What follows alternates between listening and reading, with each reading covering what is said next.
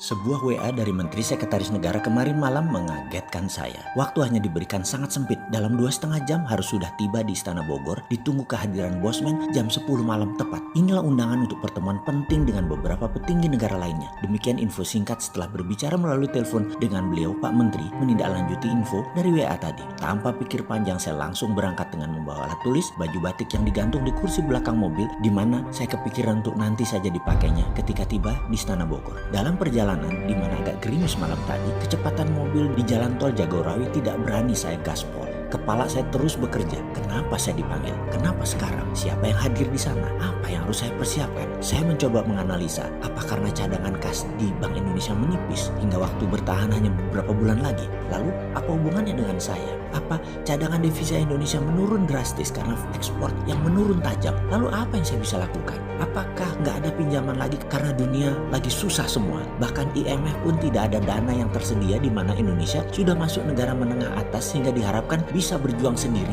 sehingga Indonesia saat ini memerlukan solusi alternatif. Apa ada signal bahwa Amerika menang perang sehingga memerlukan kebijakan bagaimana menghadapi Trump yang ambisius untuk menjadi sheriff dunia? Lalu saya harus bagaimana? Pikiran saya yang liar kesana kemari tanpa terasa membawa ke ujung jalan tol keluar di dekat terminal Baranang Siang Bogor. Belok kanan dan tidak lama kemudian kurang dari 5 menit sudah sampai gerbang Istana Bogor yang malam itu cukup lengang suasananya. Namun protokol keamanan di depan gerbang ternyata ketat sekali. Kendaraan saya berhenti tepat di depan gerbang. Jendela kaca mobil saya turunkan perlahan. 2 orang menghormat dan membungkuk menanyakan identitas saya yang dicocokkan dengan data di map seorang perwira di belakangnya. Mardi Guowi ya Pak, katanya sopan. Yang dilanjutkan, silakan parkir di sisi kiri, nanti Bapak akan kami kawal ke dalamnya. Saya melihat jam dan jam menunjukkan jam 9.40 malam. Alhamdulillah tepat waktu. Sambil memarkirkan mobil, saya ganti pakaian batik dan mengambil map kulit, buku catatan favorit saya. Kendaraan listrik Golf menanti saya dan saya pun duduk di samping pengemudi yang kemudian berjalan cukup kencang ke arah pepohonan. Sisi kanan berbelok sedikit, kemudian dari kejauhan gedung megah walaupun agak tua terlihat anggun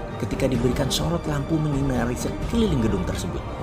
Ini dalamnya Istana Bogor itu ya, demikian gumam saya dalam hati. Kendaraan listrik berhenti di posisi agak ujung, lalu 2 orang pria menggunakan batik menghormat singkat kepada saya sambil mengulurkan tangannya menunjukkan saya harus menaiki anak tangga di depannya, dan satu lagi temannya mendahului langkah saya mengarahkan kemana jalan yang harus saya tuju. Jajaran kursi antik dan meja di ruang pendopo terlihat sepi. Kemudian diarahkan saya ke belakang, ruangan yang ada 2 penjaga di pintunya dengan pintu tinggi warna putih, pintu 2 daun. Agaknya ruang meeting utama ini menurut perkiraan saya waktu itu. Ternyata saya tidak dibawa ke sana, tapi terus ke kanan, lorong agak panjang menuju satu ruangan tamu agak kecil jika dibandingkan ruang pendopo di depan tadi. Saya diperintahkan duduk, namun belum saya duduk ada suara memanggil nama saya. Pak Mardiwowi. Saya pun membalik badan dan ada 2 orang yang posisinya terhormat di negeri ini menghampiri saya, Pak Pratikno dan Pak Pramono Anung. Saya pun membalik badan, kedua telapak tangan saya rapatkan menghormat kedua tuan rumah tersebut dalam protokol COVID, di mana sejak tadi saya menggunakan face shield dan masker yang kemudian di belakang keduanya tanpa seorang dokter langsung mengecek suhu saya dan beberapa pertanyaan standar protokol COVID yang kemudian saya pun mencopot semuanya ketika dikatakan clear. Masker dan face shield saya lepas. Kemudian Pak Pratikno dengan santun berkata,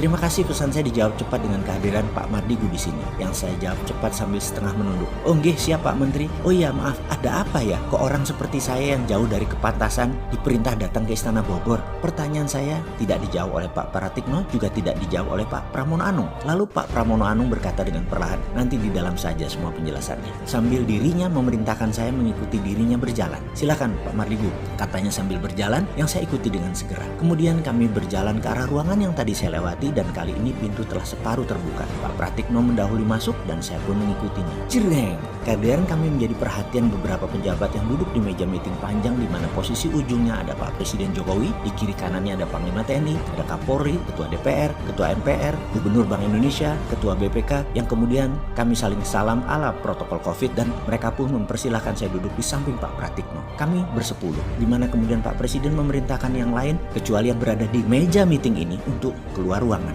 Semua ini membuat saya tegang sekali karena tidak tahu apa yang akan terjadi.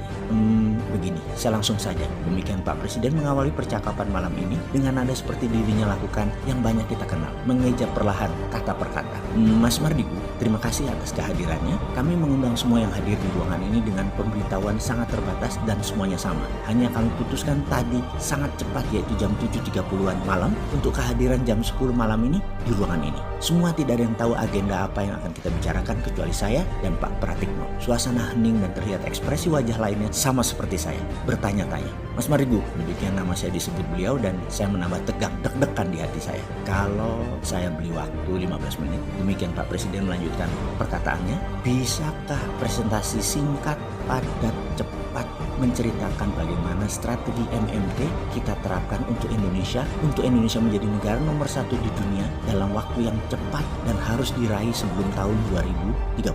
Di mana demikian Pak Presiden berkata dengan jeda panjang sebelum dilanjutkan. Di masa pandemik ini dan di tahun depan, Indonesia sudah bisa meningkat ekonominya dan kedaulatannya 2 kali lipat dari saat ini. Saya tarik nafas panjang dan dalam yang disaksikan 9 orang yang terhormat di negeri ini. Wajah mereka menunjukkan pandangan aneh menurut saya, karena mungkin di kepala mereka 15 menit waktu yang singkat untuk presentasi. Apa bisa? Saya tanpa basa-basi setelah membuka dengan salam, saya menyatakan, insya Allah bisa Pak Presiden. Kemudian beliau pun tanpa membuang waktu mengatakan, silakan jelaskan kepada kami. Saya pun langsung memulai dengan bercerita. Kalau Tiongkok punya 2 standar mata uang renminbi dan yuan 30 tahunan yang lalu, sekarang sudah 1 nilainya. Lalu ketika perang dagang memuncak, renminbi menerbitkan e-renminbi. Ini adalah strategi baru menerbitkan mata uang di era digital. Mereka lakukan persis seperti 30 tahunan yang lalu, hanya kali ini digital currency.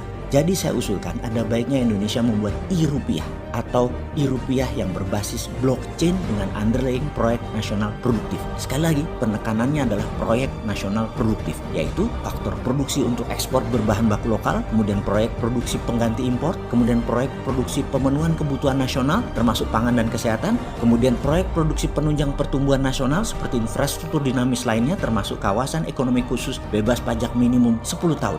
E-rupiah ketika diterbitkan dengan Trusted Open Ledger ini akan mudah mengontrol peredaran digital currency rupiah tersebut sehingga menariknya kembali dari peredaran untuk kendali inflasi menjadi mudah. Sarananya, saya punya program blockchain sudah jadi sejak 2 tahun yang lalu untuk dashboard pemerintah dan kendali sistem distribusi digital currency rupiah yang akan saya berikan ke negara. Dan sebaiknya dibuatkan lembaga khusus untuk hal ini, yaitu SKK Satuan Kerja Khusus Keuangan selama proyek ini berjalan, yaitu 10 tahun. Demikian presentasi saya selesai Pak Presiden, dan hadirin para pejabat negara yang terhormat, semoga bisa menjadi landasan acuan tindakan pemerintah ke depan. Tampak yang hadir semuanya diam menunggu reaksi Pak Presiden. Pak Presiden pun diam, berpikir dalam. Dalam hati saya berkata, kalau presentasi ini diterima, inilah moment of greatness. Sebuah meeting rahasia yang akan merubah jalan kehidupan berbangsa dan bernegara Indonesia ke depannya. Sengitnya dunia akan menekan Indonesia. Langkah Indonesia harus cepat dan tidak terbaca. Tahu-tahu Indonesia sudah menjadi negara besar dalam 2 tahun di awalnya saja. Tak lama azan terdengar keras yang saya lamat-lamat berkata dalam hati, loh kok sudah azan? Dan saya pun tersadar diri, ini azan subuh yang mengingatkan saya akan kewajiban serta menyadarkan posisi saya untuk bangun dari dunia mimpi tadi dalam rapat rahasia yang akan merubah negara Indonesia.